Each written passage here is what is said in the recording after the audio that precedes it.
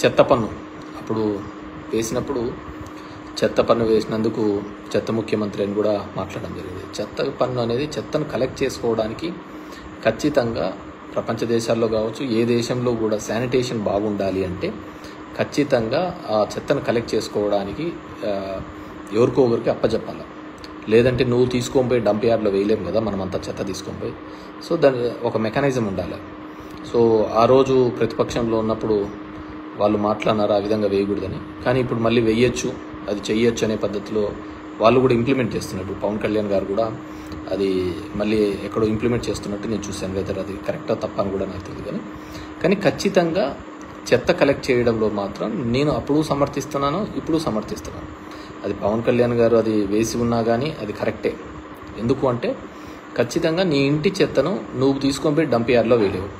ఎవరో third party తీసుకోవాలా, తీసుకొని పోయి అది తడి చెత్త పొడి చెత్తగా వేరు చేయాలా, దాన్ని సాగ్రిగేట్ చేసుకొని తీసుకోకపోతే దానివల్ల ఏదైనా ఉపయోగం ఉంటుంది.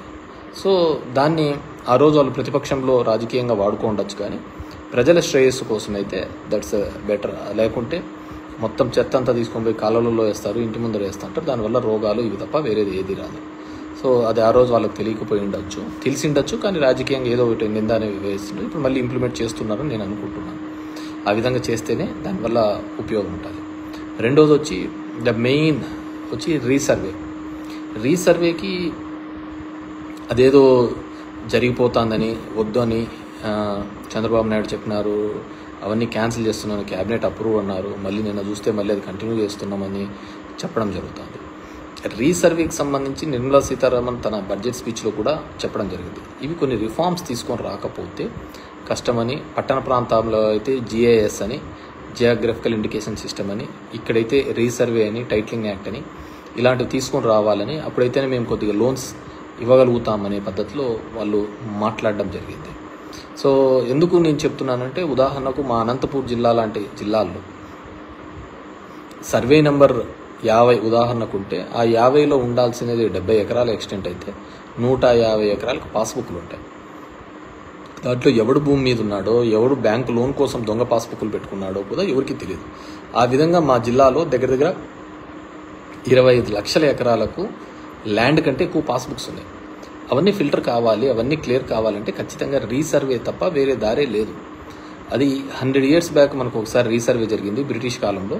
మళ్ళీ ఇప్పుడు రీసర్వే జరుగుతుంది. అంటే భూమి ఎంతైతే ఉన్నామో, ఫీల్డ్ లెవెల్లో ఎంతైతే భూమి ఉంటుందో వాటిని గుర్తించి చేయడం. కానీ పొలిటికల్గా వాడుకొని వాటిని ఆ విధంగా చేయకూడదు, రీసర్వే అనేది నిలిపేస్తాము, దీనివల్ల అందరికీ ఇదని, మీ భూములన్నీ జగన్మోహన్ రెడ్డి తీసేసుకుంటాడని ఒక నెగిటివ్ ప్రచారం అయితే మొదలు పెట్టడం జరిగింది. ఏ విధంగా తీసుకుంటాడు జగన్మోహన్ రెడ్డి? పేదలకు ఇచ్చిన భూములే రిజిస్ట్రేషన్ చేసి ఇచ్చినాడు.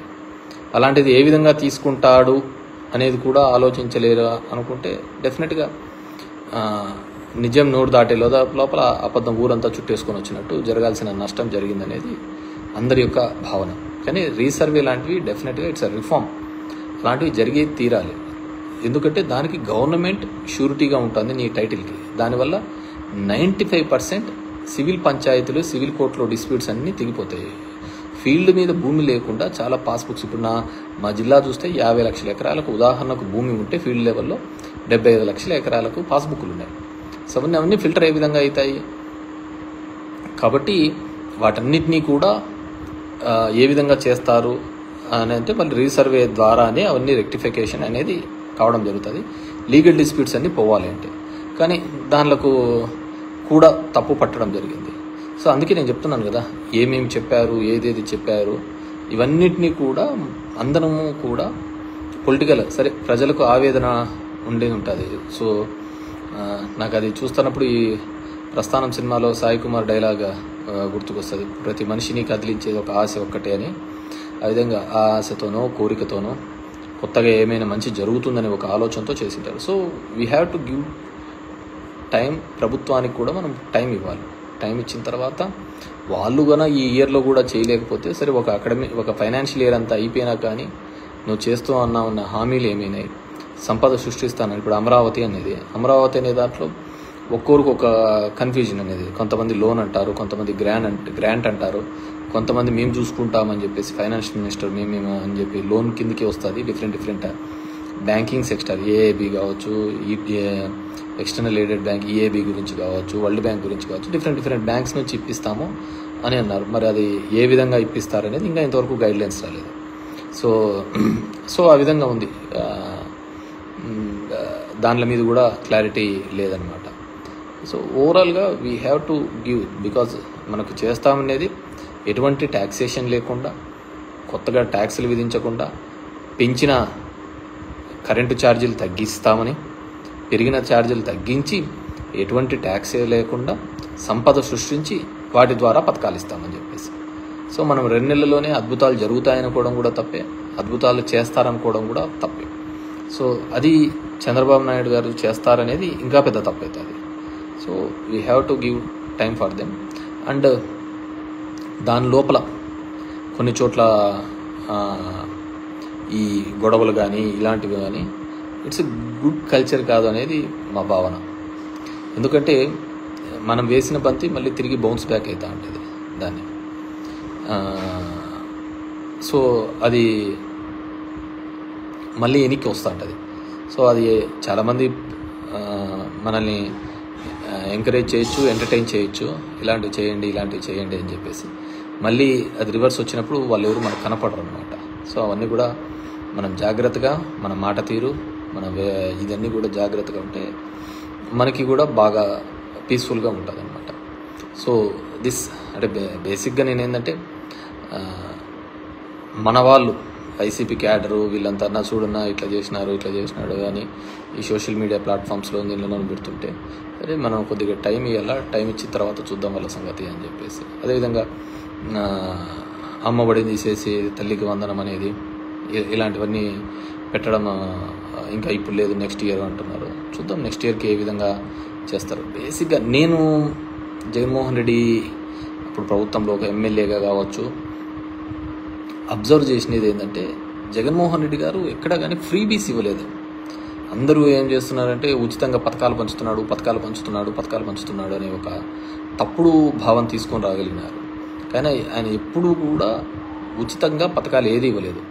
అమ్మఒడి ఇచ్చినాడు అంటే స్కూల్లో పోయే డ్రాప్అవుట్స్ తగ్గినాయి, స్కూల్లో జాయిన్ అయ్యే వాళ్ళు పర్సంటేజ్ పెరగడం జరిగింది.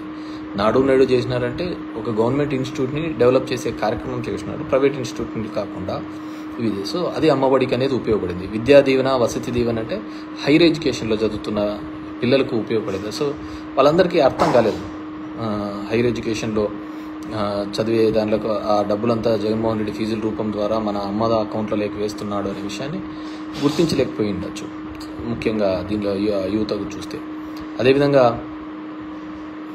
మహిళా సంఘాలకు డబ్బులు ఇచ్చినాడు అంటే ఎస్, అంతకుముందు రుణమాఫీ అనే పేరుతో ఎక్కడైతే మోసపోయిన మహిళా సంఘాలు ఉన్నాయో అవి ఏ గ్రేడ్ నుంచి డి గ్రేడ్కి వచ్చినాయి. దాన్ని మళ్ళీ అప్లిఫ్ట్ చేయడానికి కోసమే దాన్ని డి గ్రేడ్లోకి నుంచి ఏ గ్రేడ్లోకి తీసుకొని రావడం జరిగింది. 98% రీపేమెంట్ అంతా మనమే చేసినాం కాబట్టి మొత్తం అంతా తీసుకొని రావడం జరిగింది. ఈ విధంగా బ్యాంకింగ్ సిస్టమ్ కావచ్చు, ప్యారలల్గా కావచ్చు, ఒక వ్యవస్థ ఇప్పుడు ఆటోలు అనే కావచ్చు, అదేవిధంగా నాయ్ బ్రాహ్మణ్స్ కావచ్చు, ఇవన్నీ వ్యవస్థలు ఎక్కడ ఊరికి వెళ్ళాము. ఈ కుల వృత్తులు ఇవన్నిటినీ కూడా ముందుకు తీసుకొని అంతరించిపోతున్న దానికి ఇప్పుడు నేతన్న నేస్తం కావచ్చు, ఇవన్నీ కూడా అంతరించిపోతున్న ఒక వృత్తిని బతికించడం కోసం చేసిన ఒక ప్రయత్నం అంతే. సో దాన్ని అన్నింటినీ ఉచితంగా పనిచేస్తున్నాడు అని చెప్పిన అంతకంతే మించి పంచుతున్నాడు అనేది. అదేవిధంగా ఉద్యోగ కల్పనలో కూడా ఇప్పుడు అందరూ శ్వేతపత్రాలు అందరూ రిలీజ్ చేస్తున్నారు అనమాట, ఎన్ని ఉద్యోగాలు ఇచ్చినారు, ఏమి ఇచ్చినారు అని. అది వాళ్ళ టెన్యూర్లో 14 to 19 ఎన్ని ఇచ్చినారని చెప్పినా కూడా బాగుండేది అనమాట. ఇప్పుడైతే ఒక ప్యారలల్ వ్యవస్థ, అది జగన్మోహన్ రెడ్డి ఉన్నా లేకున్నా, అది ఇంకొక 100 సంవత్సరాలైనా కానీ ఆ సచివాలయ వ్యవస్థ, ఆ సచివాలయాలు అనేది జగన్మోహన్ రెడ్డి గారు ఏర్పాటు చేసినది, అవి జీవితకాలం ఉండే సిస్టమ్. సో దానిలో ఏ విధంగా సబ్సిక్వెంట్ గవర్నమెంట్స్ వాడుకుంటాయి లేదు అనేది వాళ్ళ ఇష్టం. సో అది వీ హ్యావ్ టు చెక్. సో ఇలా వివిధ కారణాల వల్ల అన్నీ ఉన్నాయి. అండ్ ముఖ్యంగా ఓట్స్కి సంబంధించి 49 లక్షల ఓట్లు కేవలం మన ఏపీలో ఆ ఫిగర్ మ్యాచ్ కాలేదు పార్లమెంట్ ఎలక్షన్స్లో అనేది కొన్ని సంస్థలు చేసుకున్న వాటి ద్వారా రావడం జరిగింది. 79 సీట్లు దేశవ్యాప్తంగా ఈ విధంగా అవకతవకలు జరిగినాయని కూడా జరగడం జరిగింది అన్నమాట. సో దాని మీద పూర్తిగా కూడా ఒక ఎంక్వైరీ జరగడమో లేకుంటే ఇంకో పద్ధతి ద్వారా వస్తేనే తప్ప వాటిని మనము కరెక్ట్గా చెప్పలేం. ఎవరో చెప్తున్నారు ప్రజలు ఆశపడి మోసపోయినారట. మనిషిని బతికిచ్చేదే ఆశ. సో ఆ ఆశ పడ్డంలో తప్పు లేదు. అది నెరవేరుస్తారా లేదా అనేది తర్వాత ఇట్స్ వాళ్ళ ఇదన్నమాట. We have to see. పాపం ముఖ్యంగా రాయలసీమ ప్రాంతంలో అయితే వర్షాలు లేక రైతులు ఇబ్బంది పడుతున్నారు, పనులు లేక ఇబ్బంది పడుతున్నారు. చాలా ఇబ్బందికరమైన పరిస్థితులు ఉంది. ఎందుకంటే కొన్ని గ్రామాలలో తాగునీళ్ళకు కూడా ఇబ్బంది కలిగే, ఎందుకంటే వాటర్ టేబుల్ పడిపోతుంది, వాటర్ టేబుల్ బాగా డౌన్ఫాల్ అవుతుంది. We have to see. Pawan Kalyan గారికి ఇప్పుడు తీసుకున్నారు Panchayati Raj ministry. It is challenging. ఆయన కూడా నేను విన్నాను, ఇక్కడ బ్లీచింగ్ పౌడర్ ఇది లేదు, దీనికి ఇది లేదు అని చెప్పేసి కూడా వినడం జరిగింది. సో జగన్మోహన్ రెడ్డి గారు ఇట్లా ఎప్పుడు కారణాలు చెప్పలేదు. ఎందుకంటే 100 కోట్లు కేవలం 2019లో దిగిపోయేటప్పుడు టైం పెట్టినా కానీ బడ్జెట్లో డబ్బులు లేవు, ఇవి లేవు అని చెప్పలేదు. తన వంతుగా తన చేయాల్సినది కొన్ని రిఫార్మ్స్ తీసుకొని రావడం జరిగింది. ఇప్పుడు మెడికల్ కాలేజెస్ కావచ్చు, పోర్ట్స్ కావచ్చు, హాస్పిటల్స్ కావచ్చు, స్కూల్ ఎడ్యుకేషన్ కావచ్చు, కొన్ని రిఫార్మ్స్. నేను కూడా అన్ని రిఫార్మ్స్ అంత త్వరగా జనంలోకి ఇంజెక్ట్ చేయడం కూడా తప్పే నేను అనుకుంటున్నాను.